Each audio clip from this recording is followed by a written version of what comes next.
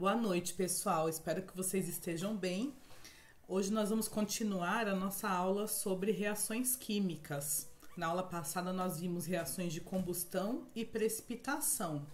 Hoje vou passar para vocês, primeiramente, algumas definições sobre ácidos e bases e as reações que ocorrem com eles. Então, a definição de Arrhenius já é conhecida de vocês. Tá? Existem diversas definições de ácidos e bases, né? A mais conhecida é a de Arrhenius, que diz que ácidos são substâncias que produzem cátion H+ em solução aquosa e bases são aquelas que produzem ânions OH-. Tá? Então, essa é a definição de Arrhenius. O exemplo mais clássico que a gente conhece é o ácido HCl, que gera cátion H+ e ânion cloreto em solução aquosa. E bases, né, a base mais conhecida, né, o exemplo mais clássico aí é o hidróxido de sódio, que forma cátion Na+ e ânion OH-. Tá? Então, essa definição de Arrhenius é a mais conhecida, né, a mais, digamos assim, mais fundamental e ela da química. Bom, e se a gente coloca, né, no mesmo frasco uma solução aquosa de um ácido, uma solução de aquosa de uma base, acontece o que a gente chama de neutralização. Ou seja, o H+ do ácido e o OH- da base vão reagir um com o outro. E olha só, 2 hidrogênios, 1 oxigênio, neutraliza as cargas, forma uma molécula de água. Tá? Então, essa daqui é a chamada equação líquida, porque ela tem somente os íons que participam realmente da reação. Se a gente escrever a reação completa, né, colocar HCl junto com NaOH, vai formar a água, e daí o ânion do ácido e o cátion da base vão permanecer solubilizados, né, a gente espera que isso aconteça, e esse composto e esses íons solubilizados vão formar um sal. Tá? Então, essa é a reação de neutralização de Arrhenius. Na próxima aula, nós vamos falar mais um pouquinho sobre o balanceamento e a estequiometria de uma reação de neutralização. A nomenclatura desse tipo de ácido, ela não é difícil, mas ela é um pouco chatinha, né? A gente tem que lembrar de algumas regrinhas. Então, primeiramente, né, os ácidos que não têm oxigênio na fórmula, os chamados hidrácidos, eles têm a terminação em hídrico. Tá? Então, todos os ácidos que não têm oxigênio vão terminar com o nome dessa maneira. Então, HF, o ácido fluorídrico, o HCl, que a gente já viu, o ácido clorídrico, e assim por diante. Ó, esses ácidos são halogenados. O ácido que tem o enxofre não tem oxigênio, ácido sulfídrico. E esse grupo aqui, CN, é um grupo ciano, é um carbono que faz uma ligação tripla com nitrogênio. Então, ácido cianídrico. Extremamente letal esse ácido, aliás. Se o ácido tiver oxigênio, né, se for um oxiácido, aí a gente se baseia nessa tabela. Começando por essa linha aqui que está destacado nessa cor cinza um pouquinho mais escura. Então, olha só, H2SO4, ácido sulfúrico, ó, final ico. H3PO4, fosfórico, HNO3, nítrico. Aí os halogenados, HClO3, HBrO3, HiO3, ácido clórico, brômico e iódico. Bom, se a gente pegar esses mesmos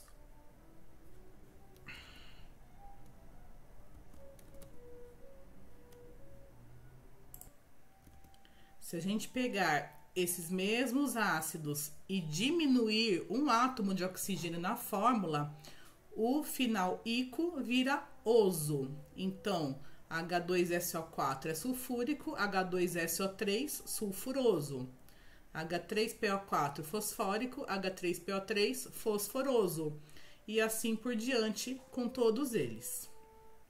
Se for diminuído mais um átomo de oxigênio, aí vai ter o prefixo hipo e o final oso. Então, H2SO2, hipossulfuroso.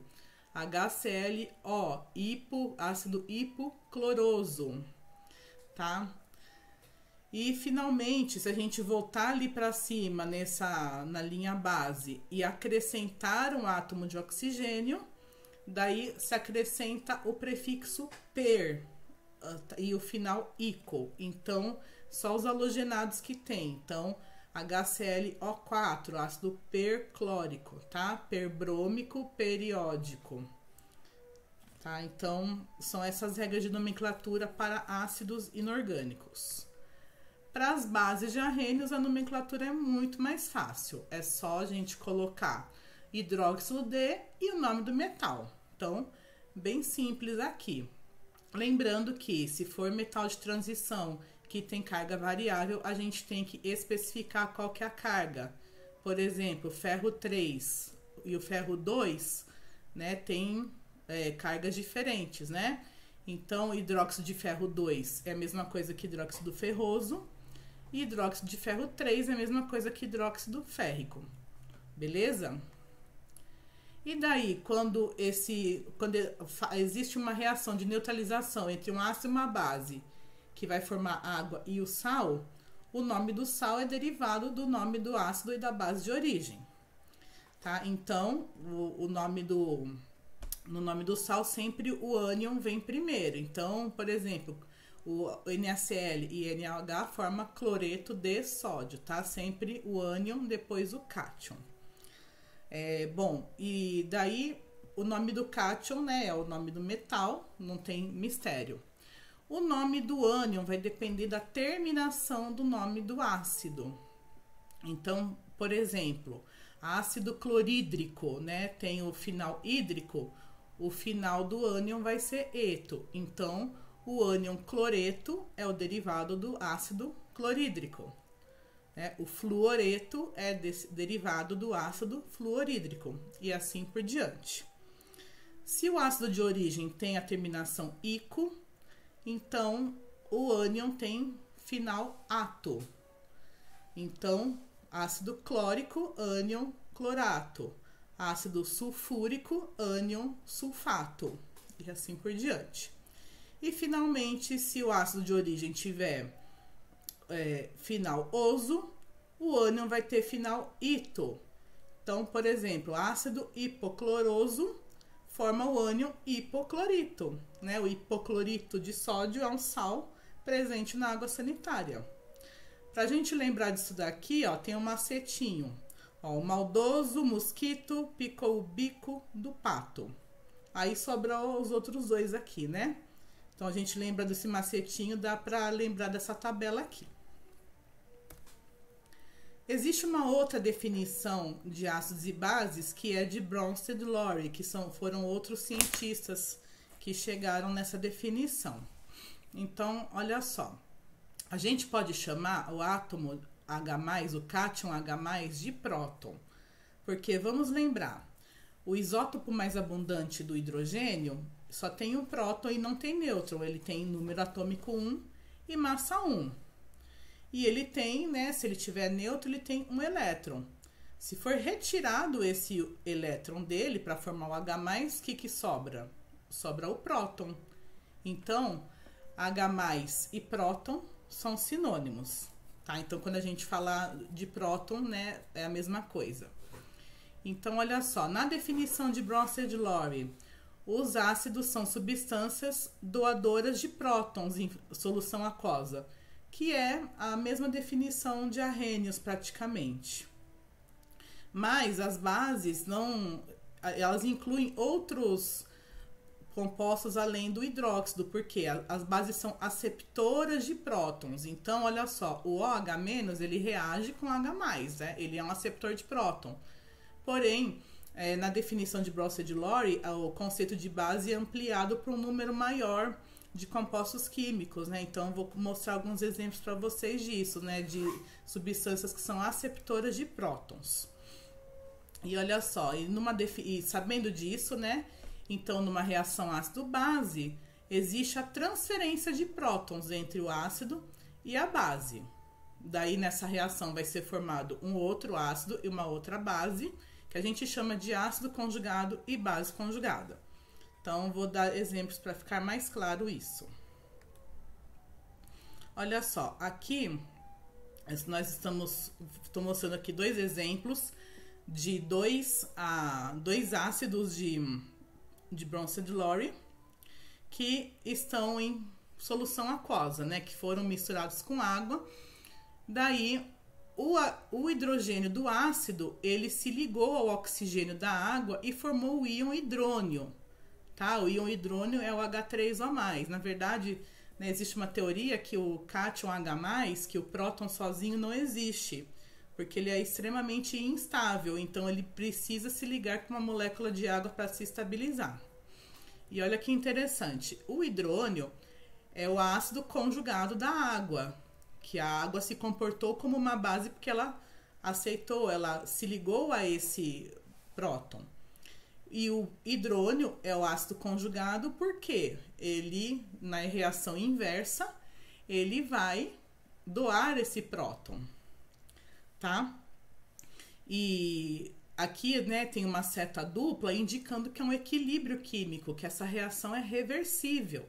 Só que ela está mais deslocada para o lado dos reagentes, né, para o lado direito, porque como o HCl é um ácido muito forte, ele tende a se ionizar muito facilmente, tá? E da mesma forma, aqui ó, o HCl é o ácido de Bronze Lowry e o ânion cloreto é a sua base conjugada, porque ele pode aceitar, né, de volta o próton e regenerar o ácido de origem, tá? Então, esse é um sistema ácido-base Bronze Lowry. Aqui no exemplo de baixo, esse daqui é o ácido acético. Esse grupo aqui é uma carboxila, né? Então, esse carbono faz uma ligação dupla com esse oxigênio e faz uma ligação simples com outro oxigênio que faz a ligação simples com hidrogênio. Depois eu vou desenhar aqui e colocar uma figura para ficar mais claro. Os ácidos orgânicos, os ácidos carboxílicos, são ácidos fracos. O que significa dizer que um ácido é fraco? Não é que ele está aguado, que ele está em baixa concentração. Isso aí é outra coisa. Um ácido fraco é aquele que não tende a se ionizar com muita facilidade. Então, se a gente coloca, por exemplo, 100 moléculas de ácido acético, né, que é o ácido do vinagre, inclusive, que eu esqueci de falar. Se a gente coloca 100 moléculas de ácido acético em água, só umas 5 que vão se ionizar. As outras 95 vão permanecer na forma não ionizada, tá? Então, é por isso que ele é um ácido fraco. Então, é por isso que esse equilíbrio aqui está deslocado para o lado esquerdo, tá? Então, veja só, a água se comporta como base de Bronze Lowry porque ela é aceptora do próton, vai formar o hidrônio, que é o seu ácido conjugado, e o ânion do ácido acético, que é o ânion acetato, vai ser a sua base conjugada, tá? Ele em solução aquosa se comporta como uma base porque ele tende a ser aceptor de prótons. Aqui nesses exemplos ocorre o contrário. A água se comporta como um ácido de Bronze Lowry, porque ela está reagindo com uma substância que é aceptora de prótons. Então, aqui, por exemplo, a molécula de amônia tem o parzinho de elétrons livres lá no nitrogênio. Então, esse par de elétron livre é aceptor de próton.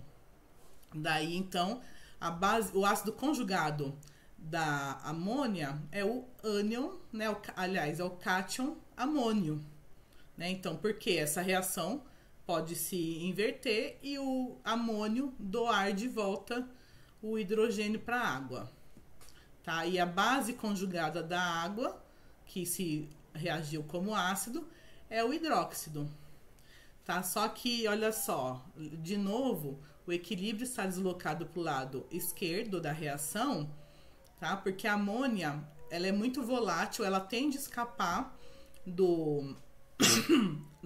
da solução aquosa com muita facilidade. E o hidróxido é uma base muito forte, então ele ele é um aceptor muito forte de prótons. Então, ele tende a pegar o próton do amônio e formar a molécula de água de volta. A mesma coisa acontece com o acetato que eu tinha comentado lá atrás. Então, por exemplo, o acetato de sódio em solução aquosa, ele, né, o ânion acetato se comporta como base, retirando o próton da água e formando o ácido acético novamente com o ácido conjugado, tá? E lembrando, né, novamente que o hidróxido tende a roubar de volta esse hidrogênio muito facilmente, por isso que esse equilíbrio é deslocado para o lado esquerdo. E aqui, gente, esse ânion é o bicarbonato.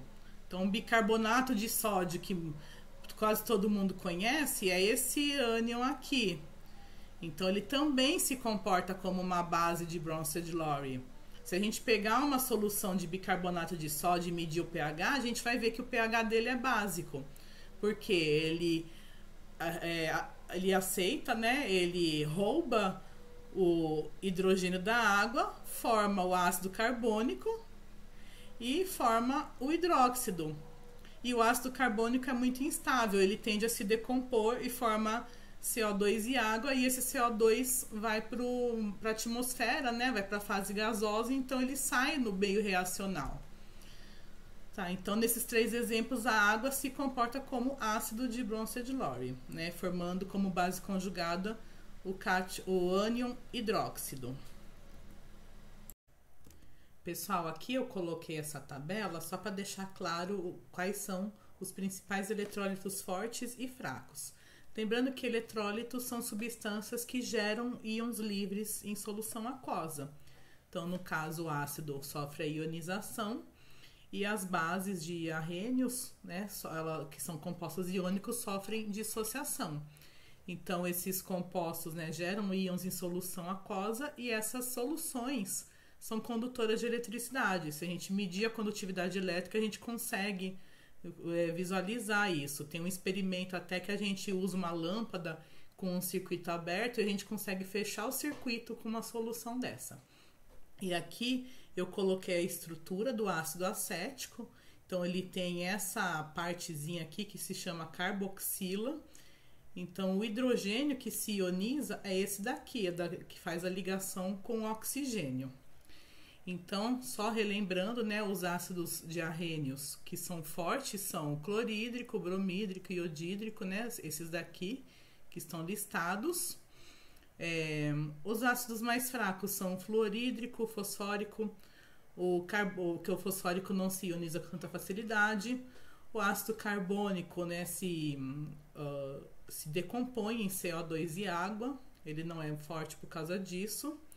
E os ácidos, esses aqui embaixo, né, todos eles têm a carboxila na sua estrutura, né, e a carboxila não se ioniza com facilidade. E aí, das bases, praticamente todos os eletrólitos são fortes. As bases que são mais solúveis em água são mais fortes, mas mesmo aquelas que têm solubilidade mais baixa, ainda assim conseguem reagir muito facilmente com ácidos. A amônia é uma base fraca, porque além dela não conseguir deslocar muito bem o equilíbrio, né, para o lado do produto, como eu mostrei, ainda por cima ela tende a se volatilizar, ela tende a escapar para a fase gasosa. Então, olha só, existem alguns compostos que são óxidos, que são binários, né, que tem só o oxigênio e outro elemento, e alguns deles, não todos, têm propriedades ácidas, porque eles reagem com água e formam ácido de arrênios, tá? Então, esses daqui que são ácidos, eles não são metálicos, né? O elemento que está junto com o oxigênio não é um metal. Então, esses daqui, aliás, são os principais componentes da chuva ácida, porque na queima de combustível, os principais produtos são, né, o CO2, os óxidos de enxofre e os óxidos de nitrogênio, que ao reagir com água formam ácido carbônico, ácido sulfuroso, ácido sulfúrico, ácido nítrico e ácido nitroso, tá? Se alguns óxidos são metálicos e eles reagem com água formando bases de arrênios. Então, o óxido de sódio, de potássio, o óxido de cálcio é a cal virgem, né, que quando reage com água vira a água de cal ou a cal apagada, tá? Então, né, algumas bases, né, não todas, são produzidas através de um óxido, né, e água. E para se nomear esses óxidos é bem fácil também, não é? Os ácidos é mais difícil, mas os óxidos, a nomenclatura é mais fácil. Então, os óxidos metálicos, é só a gente escrever, né? Óxido de e o nome do metal. Lembrando que a gente deve diferenciar, aqui o exemplo do ferro, a gente deve diferenciar quando o metal tem carga variável, tá? E olha só, por que o óxido de sódio, o óxido de potássio tem proporção 2:1 e esses aqui só tem proporção 1:1? Por causa da carga do óxido, porque o óxido tem carga 2-. Então, olha só, nos óxidos metálicos, o ânion óxido, o ânion oxigênio é bivalente, ele tem carga 2-. Então, quando ele se combina com sódio, potássio, metais que tem uma carga só, então a proporção entre os íons tem que ser 2:1 para poder equilibrar as cargas, ficar 2 cargas positivas, 2 cargas negativas. Quando o metal tem carga 2+, aí a proporção é 1:1, porque isso já equilibra as cargas. E quando o metal tem carga 3, aí a proporção, a gente faz aquele cruzamento, porque aí 2 vezes 3+ vai dar 6 cargas positivas e 3 vezes 2- vai dar 6 cargas negativas. Então, por isso que a fórmula fica dessa maneira. E quando o óxido é molecular, quando ele é formado por não metal, aí a proporção entre o número de átomos de oxigênio e do outro elemento pode variar. Daí, nesse caso, a gente utiliza prefixos para indicar o número de átomos de cada elemento. Então, por exemplo, quando tem aqui um oxigênio só, fica monóxido. Quando tem 2 oxigênios, dióxido. 3 oxigênios, trióxido. E assim por diante. Quando tem só um átomo do outro elemento, não precisa usar o mono na frente. Mas se tiver mais de um, aí se utiliza o prefixo 2. Então, no caso aqui, N2O3 é trióxido de dinitrogênio, indicando que tem 2 átomos de nitrogênio. Pentóxido de fósforo, indicando que tem 2 átomos de fósforo e 5 de oxigênio. Existem também reações de dupla troca, né? A gente estava comentando na aula passada que reações de precipitação são reações de dupla troca, e reações com formação de gás também são. Então, a gente vai ver alguns exemplos aqui. Então, olha só, as reações com formação de gás podem acontecer em 2 situações. Primeiro, né, na temperatura ambiente, nas condições ambientes, um dos produtos é um gás, simplesmente. Então, olha só, essa reação aqui é fatal, inclusive.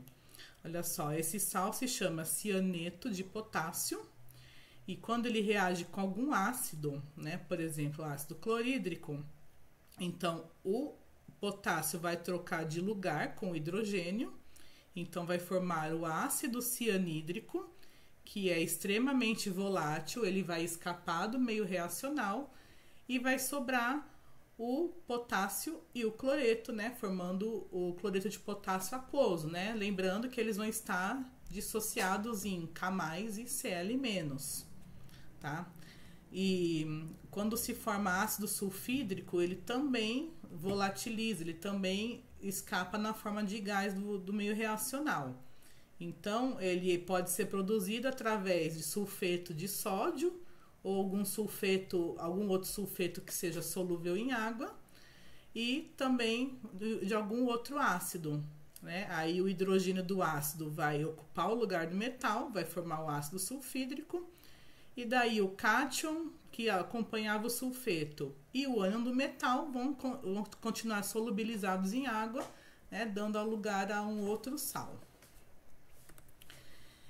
Existem reações de formação de gás que aparentemente não são de dupla troca, mas são, porque acontecem duas reações, uma em sequência da outra. E aí a gente consegue fazer a soma dessas equações químicas como se a gente estivesse somando equações matemáticas.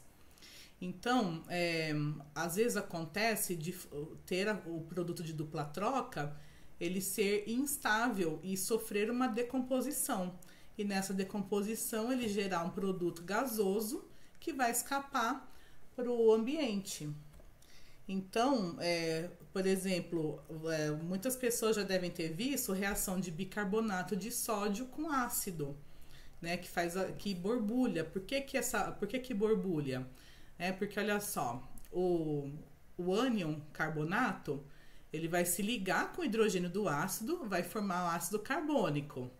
E aí o que sobrou, né, que foi o sódio e o cloro, vão ficar dissolvidos ali na forma de sal, né, Na+Cl-. Só que esse ácido carbônico é muito instável, ele se decompõe rapidamente em água e CO2. E é o CO2 justamente que a gente vê borbulhando, escapando do meio reacional. Então, se a gente somar, né, as duas equações, aqui o ácido carbônico está sendo produzido e na segunda reação ele já é consumido, então a reação global a gente tem o carbonato de sódio com ácido clorídrico, formando NaCl, CO2 e água. Tá? Mesma coisa acontece com sulfito de sódio quando reage com ácido. Então ele forma o ácido sulfuroso e o ácido sulfuroso se decompõe em dióxido de enxofre e água. E o cloreto de amônio, quando reage com uma base, né, com algum hidróxido, vai formar o hidróxido de amônio, e esse hidróxido de amônio vai se decompor em amônia e água, tá? E também vai escapar do meio reacional, porque a amônia, né, é um gás a temperatura ambiente. E, pessoal, finalmente eu gostaria de falar também um pouquinho sobre reações de oxirredução, que são conhecidas como reações redox, né, uma abreviatura. Então, olha só, oxirredução nada mais é do que uma transferência de elétrons. Ela provoca mudanças no estado de oxidação das substâncias envolvidas. O objetivo aqui do curso não é mostrar com detalhes sobre oxirredução, porque dá para dar umas 3 semanas de aula seguida só sobre reação de oxirredução. Mas eu quero apresentar aqui algumas, né, que são mais simples de visualizar e como que vocês fazem para identificar se está tendo uma oxirredução ou não. Então, olha só, o que é uma oxirredução? Ela é uma oxidação que acontece concomitantemente, né, conjuntamente com uma redução. Não tem como uma acontecer sem a outra. Então, quando uma espécie perde elétrons, né, quando ela fica com uma carga mais positiva, ela está oxidando. E a outra espécie que está recebendo esses elétrons está ficando com uma carga mais negativa, ela está reduzindo, tá? Então, oxidação é a perda de elétrons e a redução é o recebimento desses elétrons por outra espécie. Vou mostrar exemplos para ficar mais claro. Olha só, esse exemplo aqui é a redução do minério de ferro com monóxido de carbono para a obtenção do ferro metálico. Isso daqui, essa reação é muito utilizada em indústria siderúrgica. Então, olha só, nesse caso, o ferro está na forma de óxido. Lembra, ele está aqui, esse aqui é o ferro 3+. Só que quando ele passa por esse processo, ele fica na forma metálica. O que é a forma metálica? É o estado de oxidação zero. Ele fica sem carga. Então, se ele estava com carga +3 e agora está com carga 0, significa que ele teve que receber elétrons. Então, ele sofreu uma redução. E o carbono aqui, do gás carbônico, do monóxido de carbono, ele recebeu um oxigênio. Então ele oxidou, porque o oxigênio retira os elétrons dele. Tá? Então o carbono oxida e o ferro reduz. Aqui, quando o carbono tem um oxigênio ligado a ele apenas, ele tem uma certa densidade de carga positiva, né? Igual a gente viu lá nas aulas de carga formal. Só que quando tem 2 oxigênios retirando elétron deles, então ele está mais positivo ainda, então ele está mais oxidado. Um outro exemplo aqui é a combustão do magnésio metálico. Na verdade, qualquer combustão, gente, qualquer combustão é uma oxirredução, porque tanto os carbonos quanto os hidrogênios do combustível estão sendo oxidados pelo gás oxigênio. E o gás oxigênio está sendo reduzido porque ele está aqui no estado de oxidação 0 e ele está indo para um estado negativo. Né? Ele está adquirindo elétrons que ele roubou do combustível. Né? Aqui no caso, a gente está falando do magnésio, então o magnésio estava na forma metálica, no estado 0, e aqui o magnésio passa a ter carga 2+, então o magnésio foi oxidado pelo oxigênio. Eu vou deixar depois os links, né, desses vídeos que eu estou deixando para vocês assistirem, tá? Eu vou reproduzir eles no final da aula. As reações de simples troca que a gente vê no ensino médio, elas também são reações redox. Porque quando o elemento desloca o outro, necessariamente isso envolve uma troca de elétrons entre essas duas espécies, né? Não tem como isso não acontecer. Então aqui, por exemplo, tem um haleto metálico, né, que é o brometo de sódio, e um halogênio, que é o gás cloro. O gás cloro é mais eletronegativo do que o bromo, então ele tende a retirar os elétrons do bromo. Daí ele forma, né, ânion cloreto. Então ele vai do estado de oxidação 0 para -1, né, ele adquire uma carga negativa, enquanto o bromo sofre uma oxidação. Então o bromo aqui ele estava negativo, agora ele está sem carga, está com carga neutra, né, estado de oxidação 0. Então esse é um exemplo de oxidação que não necessariamente envolve o elemento oxigênio ou o gás oxigênio. A reação de metais alcalinos com água, e tanto com água quanto com ar, também é uma oxirredução. Quando a gente deixa algum metal exposto ao ar, ele vai, lá na sua superfície, vai sendo formado óxidos. Então ele está sendo oxidado pelo ar. Eu deixei aqui também 2 vídeos, que eu vou colocar o link no final da aula, onde metais alcalinos, que são metais da família 1A, eles reagem com água. E é uma reação bem violenta. Desculpem. E é uma reação bem violenta. Então, o metal reage com a água e forma uma base de arrênios, forma um hidróxido, que lá no vídeo do Manual do Mundo, ele conseguiu detectar, porque ele colocou o indicador chamado fenolftaleína, que fica rosa, e está sendo formado o gás hidrogênio. Olha só, o hidrogênio aqui, ele estava com uma carga positiva, porque ele estava com oxigênio. Aqui ele tem carga 0. Então, o oxigênio está reduzindo. E o sódio está oxidando, porque aqui ele estava com carga 0 e aqui ele está com carga positiva. Então, essa reação é bem perigosa, inclusive, porque o gás hidrogênio é muito inflamável. E essa reação libera calor, então o próprio calor da reação já faz o hidrogênio entrar em ignição, né, junto com o oxigênio do ar. Então vou deixar esses 2 vídeos para vocês verem as reações ocorrerem. Aqui, gente, uma outra simples troca, ela é muito fácil de fazer em laboratório. Aqui tá, dentro desse becker foi colocado uma serpentina de cobre metálico e foi colocado uma solução de nitrato de prata. Essa solução de nitrato de prata é incolor.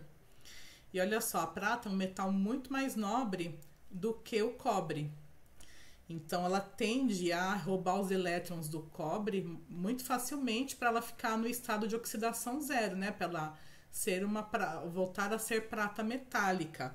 E aqui a gente consegue ver a prata metálica se depositando em cima do fio de cobre. Claro que como essa é uma reação muito rápida, não fica aquelas lascas de prata bonitinha, né, igual de joia, mas a gente vê claramente que está tendo um depósito de um outro metal aqui. E ao mesmo tempo, esse cobre, como ele vai oxidando, ele fica com carga mais 2. O cobre com carga mais 2 tem essa coloração azul, então a solução ela vai ficando um azul cada vez mais intenso conforme a reação vai ocorrendo. E a reação contrária também é uma oxirredução, obviamente. Só que a reação contrária, ela não é espontânea, ela é uma reação eletrolítica, a gente precisa colocar energia no sistema para ela ocorrer, né? Então, essa energia é uma corrente elétrica. Então, se a gente montar uma cuba eletrolítica que tem um eletrodo de prata e uma solução de sulfato de cobre, por exemplo, aí esse cobre metálico vai se depositar em cima da prata e vai sendo formado, e a prata ela vai sendo corroída, né? Vai formando sulfato de sódio, então essa cor azul da solução vai desaparecendo também. Esse daqui foi um experimento que eu fiz na pandemia, onde eu peguei um par de brincos de prata meu e fiz essa eletrólise com o cobre. Então o cobre se depositou aqui em cima do brinco. E eu vou deixar aqui o link também dessa aula para quem quiser assistir, tá? Ela tem uns 15 minutos de duração. E na verdade eu fiz esse experimento e fiz um experimento de eletrólise da água para produzir os gases hidrogênio e oxigênio. Também é um experimento bem legal de se fazer. Então, por hoje é isso, gente. Muito obrigada pela atenção de vocês.